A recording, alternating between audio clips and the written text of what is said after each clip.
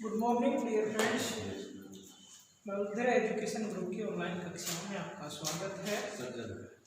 हम BSc part first year की electromagnetism physics के बारे में अध्ययन कर रहे हैं, जिसमें अभी तक हमने सदिश क्षेत्र के डाइवर्जेंस, उसकी प्रवणता, कार्तीय निर्देशांकों में उसका मान, इसका अध्ययन हमने किया है।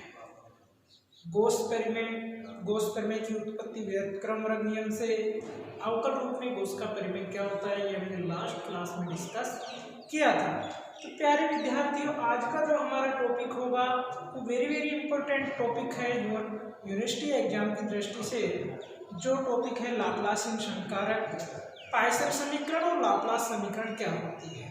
आपके कॉम्पिटिटिव एग्जाम में भी डायरेक्ट पूछा जाता है कि निम्न में से पाइसन या लाप्लास समीकरण को संतुष्ट करता है। 4 ऑप्शन दिए गए होंगे, जो सही होगा वो उसका आंसर होगा। तो प्यारे विद्यार्थियों, आज का जो हमारा टॉपिक है वो है लाप्लासियन संकारक।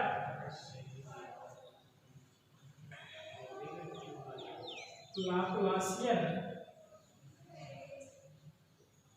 संकारक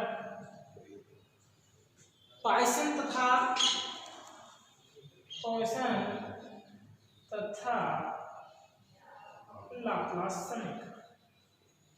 लाप्लास समीकरण, ये अपना टॉपिक है।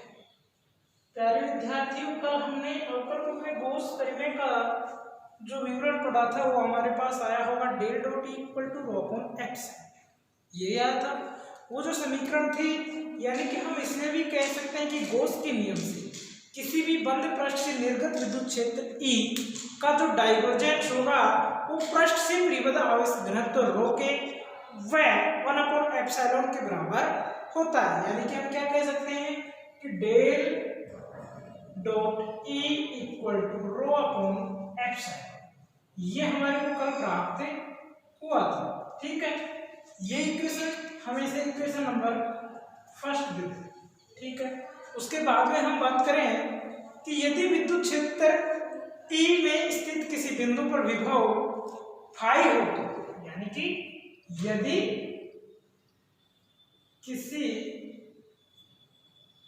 किसमें विद्युत क्षेत्र T में किसी विद्युत क्षेत्र E में क्या किसी बिंदु पर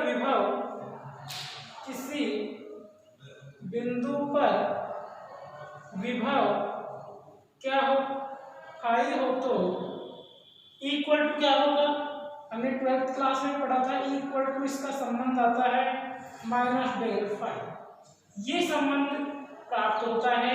इसका विस्तृत विवरण हम आगे की क्लासों में भी पढ़ेंगे कि इसके विद्युत क्षेत्र और किसी बिंदु पर विभव में संबंध क्या होता है, होता है E equal to minus del phi. अब ये इक्वेशन नंबर 2 आ गई। इक्वेशन 2 को इक्वेशन फर्स्ट में रखने पर समीकरण 2 का मान समीकरण 1 में रखने पर, तो समीकरण 2 का मान समीकरण 1 में पुट करेंगे तो हमारे पास जो वैल्यू होगी डेल E की वैल्यू क्या है, minus del phi equal to rho upon epsilon. Minus को बाहर लेके लिख सकते हैं, इसको minus del dot del phi equal to rho upon epsilon, ये लिख सकते हैं। लेकिन हम जानते हैं कि डेल डॉट डेल फाई, यानी कि इसको क्या लिख सकते हैं, डाइवर्जेंस डॉट ग्रेडियंट फाई, यही है। ठीक है, अब डाइवर्जेंस की वैल्यू आपने पढ़ी होगी, क्या थी, i cap del upon del x plus j cap del upon del y plus k cap del upon del z, ये वैल्यू आपने पढ़ी है। ग्रेडियंट की वैल्यू भी आपने पढ़ी है, i cap del upon del x plus j cap del upon del y plus k cap del upon del z, और बच गया क्या, फाई।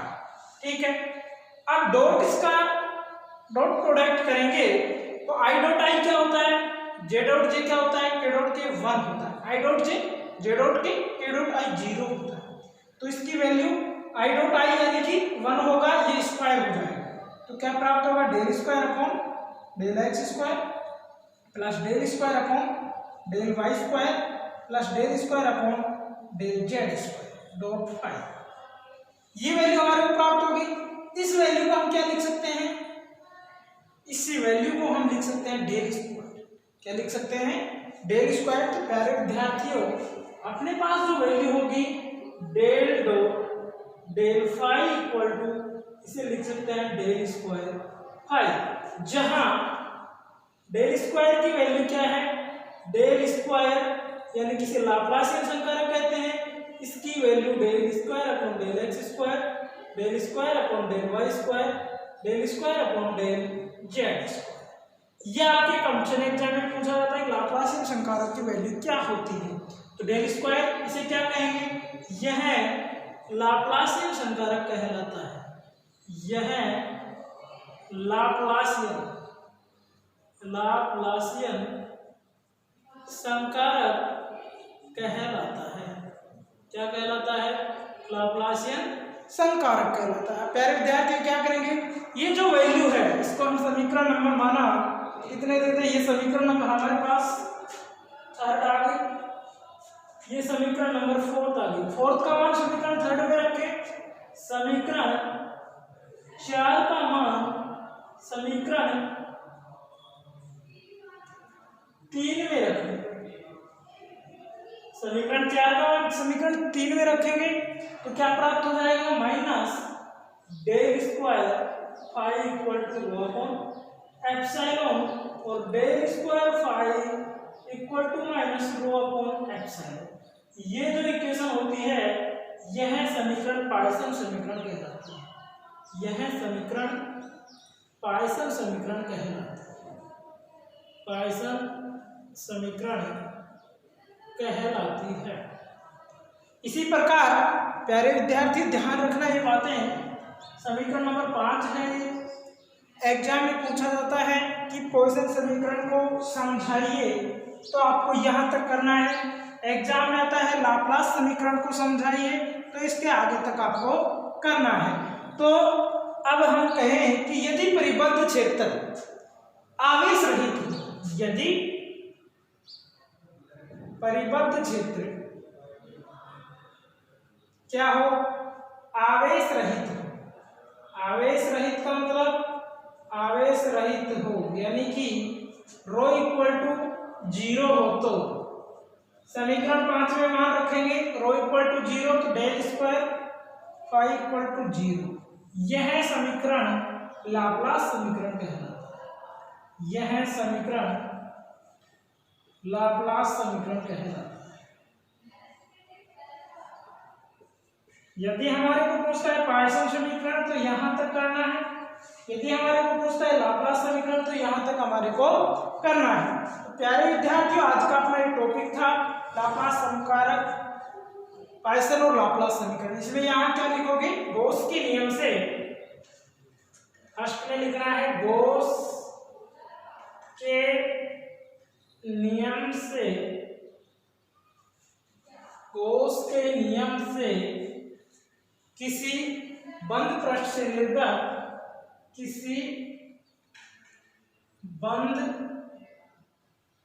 पृष्ठ से निर्गत, किसी बंद पृष्ठ से निर्गत विद्युत क्षेत्र, विद्युत क्षेत्र E, विद्युत क्षेत्र E का डाइवर्जेंस, E का डाइवर्जेंस